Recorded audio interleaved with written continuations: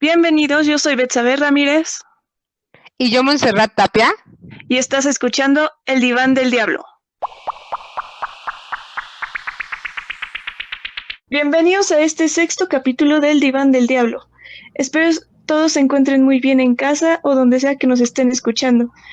Qué gusto poder compartir un episodio más con ustedes. El tema del día de hoy, como lo hemos estado compartiendo en Facebook e Instagram, es el abuso sexual en la infancia. Un tema bastante delicado, que cabe mencionar que México se coloca en primer lugar en abuso sexual infantil con 5.4 millones de casos informados por año. Un dato bastante preocupante. Es por eso que consideramos importante hablar sobre el tema. Asimismo, nuestra invitada del día de hoy es psicóloga de la salud, psicoterapeuta, docente y activista por los derechos humanos. Ella es Denny Salazar. Bienvenida, gracias por aceptar. No, muchísimas gracias a ustedes por invitarme. Gracias. Pues bueno, nosotros hemos invitado a la psicóloga Denny porque conocemos su gran formación académica. Tenemos la oportunidad de conocerlo porque fue nuestra docente y sabemos lo preparada que está para estos temas. En realidad quisimos abordar este tema debido a que nos llegó una carta de una persona que sufrió abuso sexual y me gustaría que Betsa nos compartas por dónde nos llegó esta carta y nos pudieras hacer lectura de ella.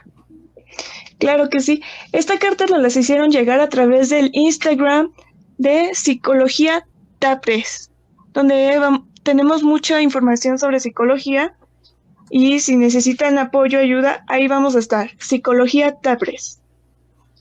Así dice la carta. ¿Saben? No sé cómo comenzar. Lo único que sé es que decidí hacer esta carta pensando en que si alguien que pasó por lo mismo pueda tener una herramienta. Quiero decirles que es la niña de tercer año de primaria la que les escribe. No importa la edad que ahora tenga. Cuando ha sido violada, siempre será la niña quien la escriba a esa niña que era inocente y jamás hizo algo malo para que esto le pasara. Y créanme, me lo cuestioné muchas veces. Muchas noches enteras me cuestioné si era culpable de tan horrible dolor. ¿Se imaginan? Una niña de 9 años fue violada sexualmente varias veces. Fue lastimada física y emocionalmente. Le robaron su vida. Le robaron una niñez feliz. Porque a partir de ahí, lo único que llegó a su vida fue tristeza. Una tristeza tan grande que me llevó años para poder disfrutar de un día cotidiano sin el recuerdo. Pero como no cuestionarse si me porté mal para que eso me pasara. Pensaba todos los días que hice para que esto me pasara. ¿Qué hice? ¿Qué hice para que me lastimaran hasta el último día de mi vida? ¿Qué hice para que todos los días de mi vida recuerde que fui violada por un familiar? ¿Qué hice para que este evento esté en mi vida todos los días? ¿Acaso no lavé los trastes que ensuciaba en casa? Quizás no aprobé con las notas más altas ese año escolar. O ya sé, hice pago muy mal para que fuera mi castigo. Me lo pregunto todos los días. Y me lo pregunto siempre. Incluso fui teniendo más conciencia sobre lo que me había hecho cuando yo ya entendía que solo era víctima de la situación, que solamente la persona que lo hizo era responsable de lo que me hizo. Y fue ahí cuando me pregunté, ¿y esa persona también sufre? ¿También piensa en lo que me hizo? ¿Acaso también no duerme por noches enteras? Esa persona tampoco disfruta sus días y pierde los mejores años de su vida como yo lo hice durante este tiempo. Me cuestionará la situación y eso negaba sentimientos de miedo y coraje. Porque yo tenía la condena de verlos a diario, de convivir con ellos y normalizar el poder relacionarme con ellos, compartiendo momentos familiares en donde era obligada a convivir con ellos.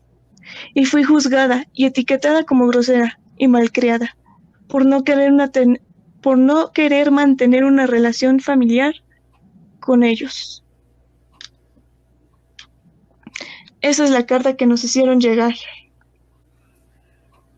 Muy bien, pues bien, escuchando esta narrativa, pues puedo pensar muchas cosas. Primero, cómo abordar el tema. Es un tema muy delicado y definitivamente, en lugar de abordarlo desde un punto de vista académico, docente, o desde un punto de vista preventivo, que es muy importante, primero quisiera abordarlo desde la persona que escribió esta carta. Es decir, esta persona que aún en estos momentos sufre, ¿no? Escucho dolor, escucho sufrimiento, escucho todavía aquellos cuestionamientos de si yo tuve que ver con esta situación, si yo pues hice algo indebido que llevó a que sucediera esta situación pues reprobable en todos los sentidos, ¿no? Desde el punto de vista jurídico estamos hablando de una persona violadora, es decir, un delincuente. ¿Correcto? Que pues al parecer no tuvo ningún juicio y anda por ahí suelto, ¿no? Y no sabemos si esté en esa misma situación de estar violando y violentando a las personas.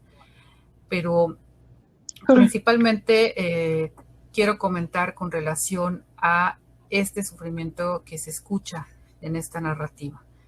Puede ser que por ahí pues nuestra amiga haya tenido diferentes respuestas en esta búsqueda constante de si fui yo, y finalmente pues pudo llegar a la conclusión de que definitivamente no, que quien tiene toda la responsabilidad del delito de violación, fue este personaje, que además también fue o es un familiar. Entonces estamos hablando de que aunque la respuesta o las respuestas que haya encontrado a lo largo del camino sean, no, por supuesto, yo no tengo ninguna culpa, yo no tengo ninguna participación, estamos hablando de una niña, ¿verdad? Con todo lo que implica ser niña.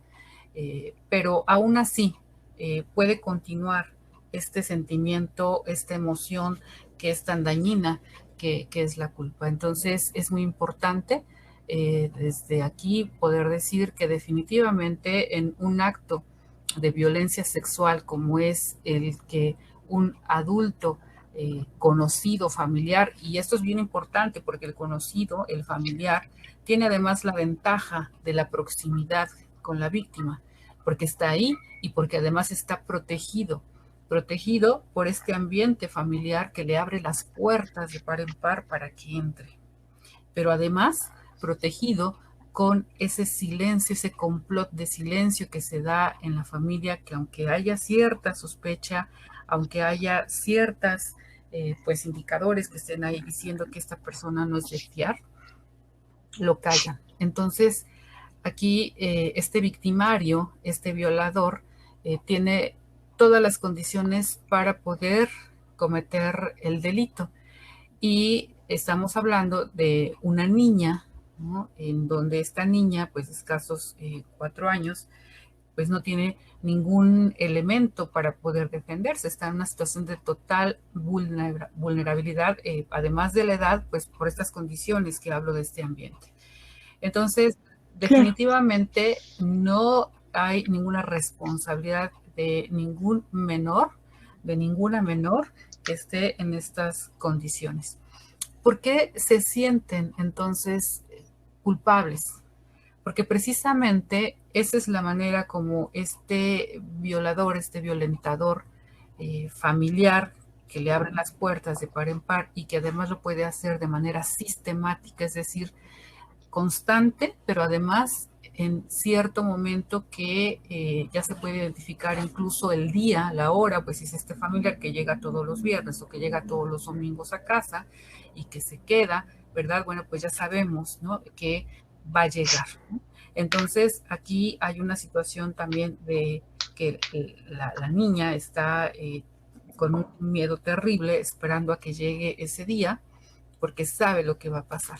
Pero además, este personaje violentador este delincuente, se va a asegurar de que no salga a la luz esta fechoría que está cometiendo, y entonces intimida, amenaza, puede ser desde esta intimidación o esta violencia psicológica, además de la sexual que está ejerciendo, para poder pues hacer que esta menor no vaya a decir nada, tenga miedo, tenga pánico de poder decir las cosas. Entonces, esta situación de miedo y de no decir las cosas puede pasar por una confusión de, bueno, pues entonces, si no lo decías, ¿verdad? Y pasó muchas veces y ya sabías además cuándo iba a pasar, ¿por qué no lo dijiste?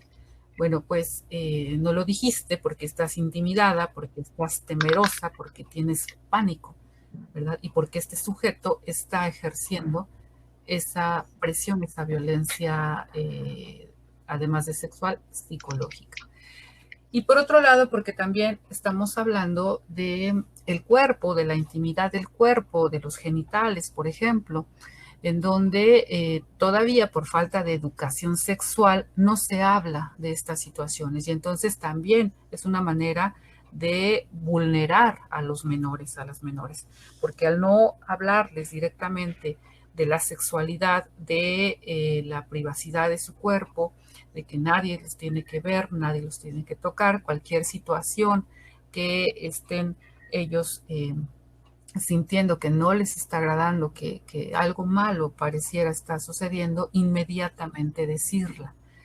Entonces se vuelve un tema tabú, se vuelve un tema prohibido de hablar, y en algunos casos, ¿verdad?, que pueden ser la mayoría, pues también es una situación que se le atribuye una connotación pues de algo malo, de algo sucio, de algo feo, ¿no? Entonces, si además me siento con la culpa porque no lo dije, sabiendo que iba a suceder o que estaba sucediendo, y luego me siento pues sucia por esta situación de tabú y esta situación de falta de educación, bueno, pues entonces se complementa, se completa este sentimiento, porque el sentimiento es el pensamiento de sentirse culpable, saberse culpable, más la emoción de la culpa. Y es una situación que va a ir acompañando a la persona, a la personita, ¿verdad?, durante toda su vida, y que, como menciona también la carta, pues después de muchos años pudiera al menos hablarlo, al menos decirlo. Pero antes, ¿por qué no se hace? Pues porque nuestro cerebro también nos defiende en esos sentidos, ¿verdad? Y ante estas situaciones tan terribles de poder, pues, afrontar y con pocos elementos o casi ningún elemento por tener la edad que se tiene, ¿no? Estamos hablando otra vez de la primera infancia. Entonces, de esa manera, el cerebro lo que hace es, pues, separar, ¿no? Lo que le llamamos disociación. Separa aquellas situaciones de la realidad que nos hacen sentir tan mal, que no nos gusta, que nos rebasan, que nos aterrorizan, y las pone de un lado. Y ahí las encapsula. Es una manera de protegerte, ¿no? Y cómo no proteger a una menor que está viviendo un infierno en su propia casa y que además no puede decir, ¿verdad? Porque si dice, entonces le va a ir muy mal, va a tener consecuencias, pero además posiblemente ni le crean, y entonces se genere una situación más grande.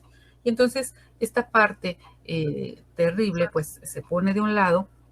Y por otro lado, bueno, pues está la parte que nos conecta con la realidad, o que conecta a esta menor con la realidad, en donde es una niña de 4 años que juega, que puede estar peinando una muñeca o jugar con cualquier juguete, que a lo mejor ya va a preescolar, que etcétera, etcétera, ¿no? Entonces, esta parte que conecta con la vida, pues es la que va acompañándola, pero siempre va a tener esta otra parte ahí encapsulada aparentemente, pero que también está impactando todos los días de su vida.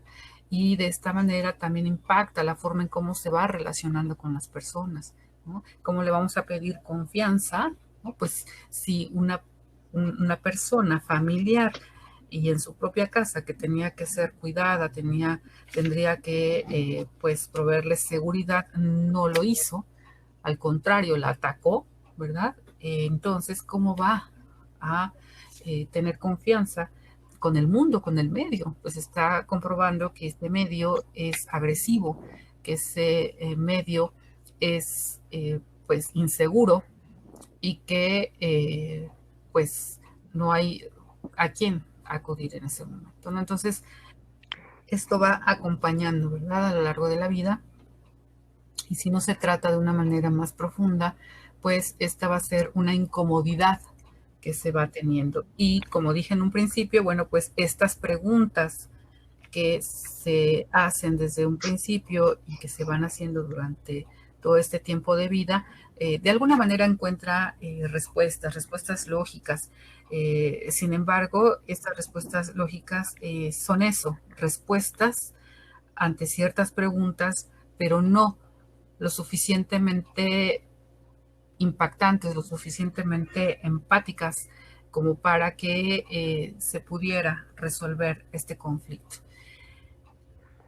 ¿Qué se puede hacer entonces? Bueno, el primer paso, y que ya lo hizo nuestra amiga, es hablarlo, ¿no? Lo escribió, lo narró, porque también la narrativa es una herramienta muy importante, es cómo me estoy explicando las cosas. Seguramente si nuestra amiga hubiera narrado esto en otras ocasiones, ¿verdad?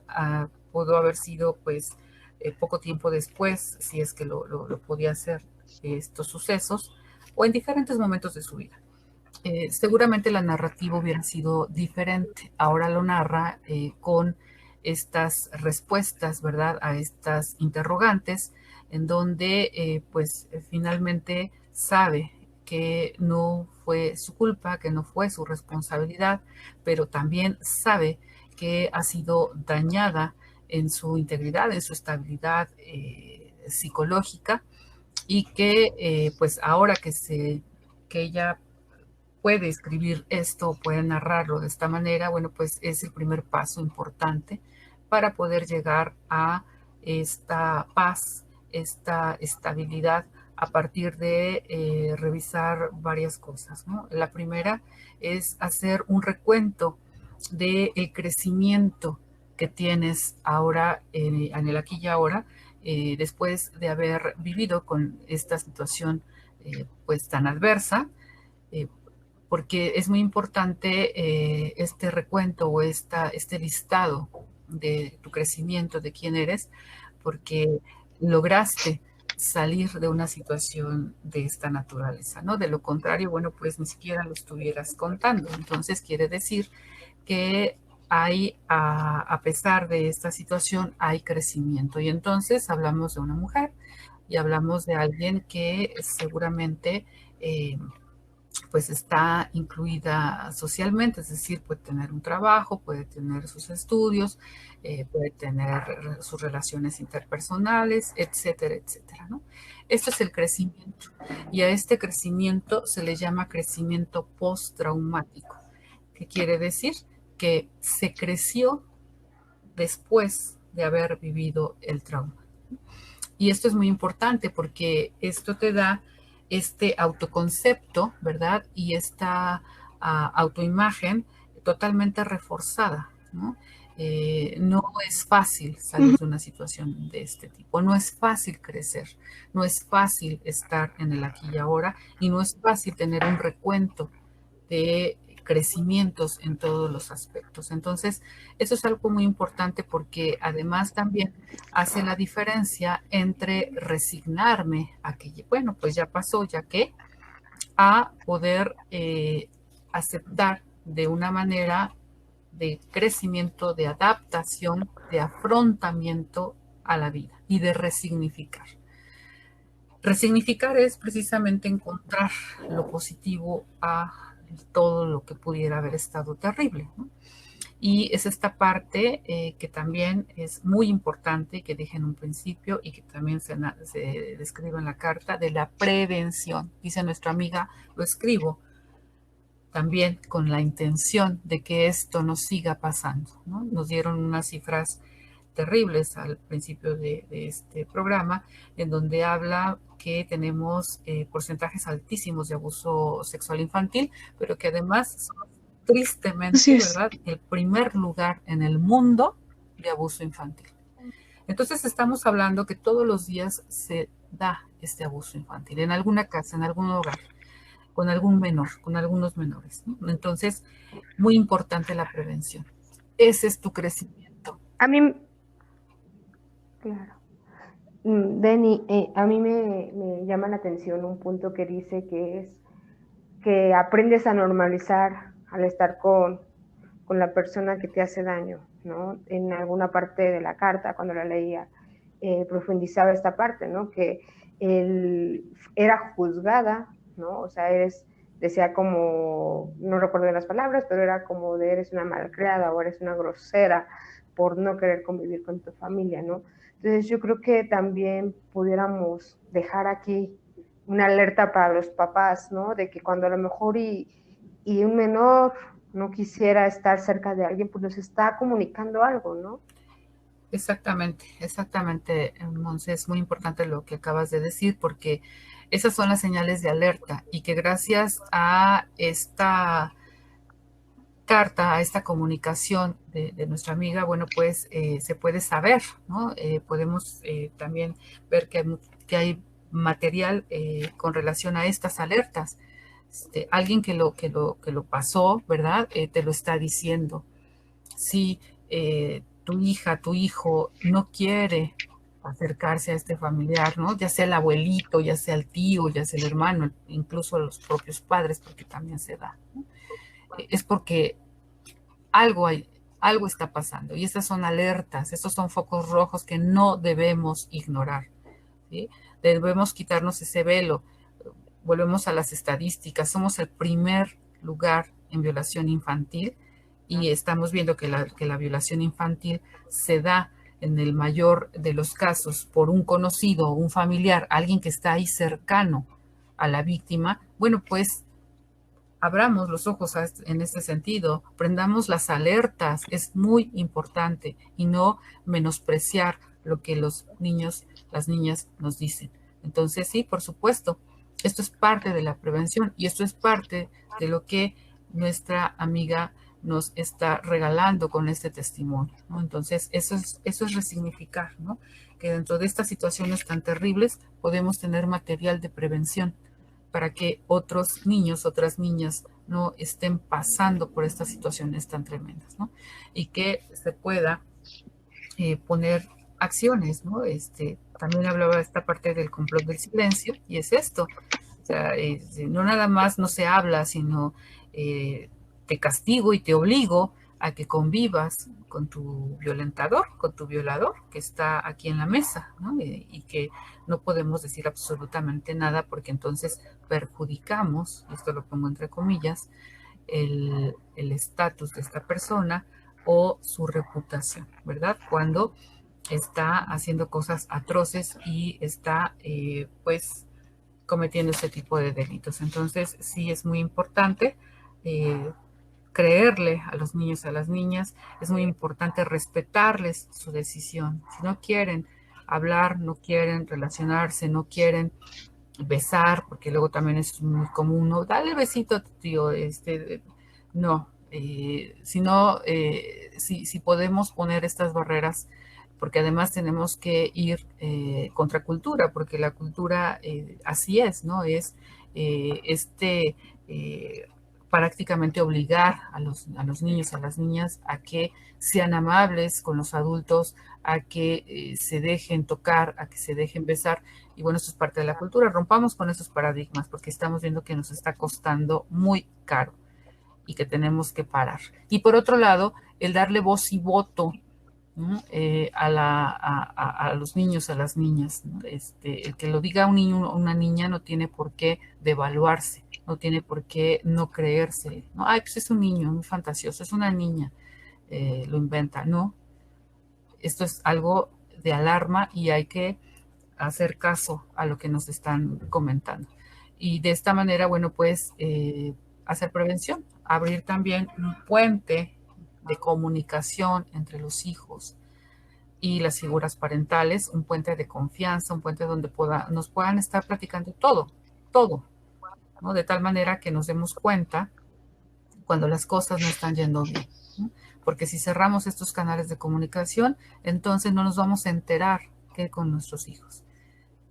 Qué les está pasando, cómo se sienten, cómo están, con quién juegan, a qué juegan, y sobre todo también, además de este puente de comunicación abierto, el poder pues estar observantes todo el tiempo de su crecimiento, de su desarrollo, de sus estados de ánimo. Por supuesto que una menor que está sistemáticamente siendo abusada por un pariente, bueno, pues por supuesto que va a reflejar ciertos síntomas, ¿no? Va a haber enojo, hostilidad, retraimiento, aislamiento, a lo mejor falta de apetito, ¿no? Va a hablar de temas que para su edad no son temas comunes, ¿verdad? Va a empezar a tener ciertas conductas que para su edad no son comunes. Y sobre todo este cambio drástico de aquel día en que la recuerdo, estaba jugando, estaba bailando, estaba siendo ella una niña y de repente cambió. Bueno, hagamos caso a eso. Esas son alertas, esas son alarmas. Tengamos una crianza más responsable, una crianza de supervisión, una crianza de observación. Observo el crecimiento de mis hijos porque estoy a cargo. Observo emociones en mis hijos porque estoy a cargo. ¿Sí? Y esa es una manera de prevenir. Ok. Muy bien. Pues bueno, este episodio por el momento se va a quedar hasta aquí porque ahora queremos que nuestra audiencia nos mande las preguntas más comunes, las preguntas, si hubiera alguien que nos esté escuchando que de pronto le generara alguna pregunta, cómo abordar el tema, cómo trabajarlo y todo, pues bueno, vamos a dejar una cajita de preguntas para que pudiéramos continuar en un segundo episodio de tu mano, Denny, con esta información que tú nos puedas ayudar a que nosotros despejemos estas dudas de la manera más profesional y sobre todo brindándole una respuesta a aquellas personas que nos escriban, que sea una respuesta pues profesional, pero también como tú lo estás tomando en este episodio, totalmente humano. Claro que sí, con gusto.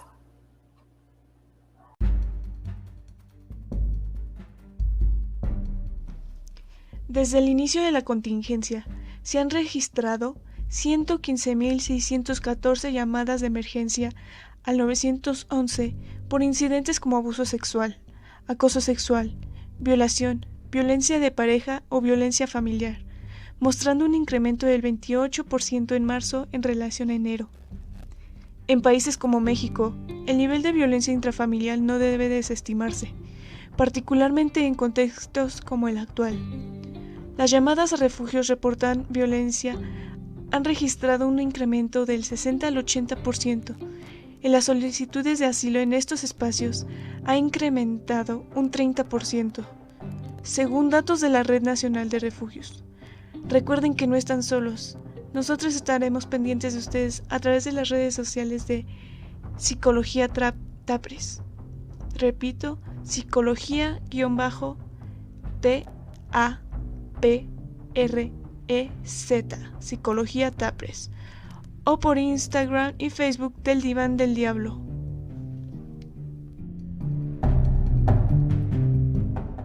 Recuerden que pueden encontrarnos en Instagram, Facebook y YouTube como el Diván del Diablo. Muchas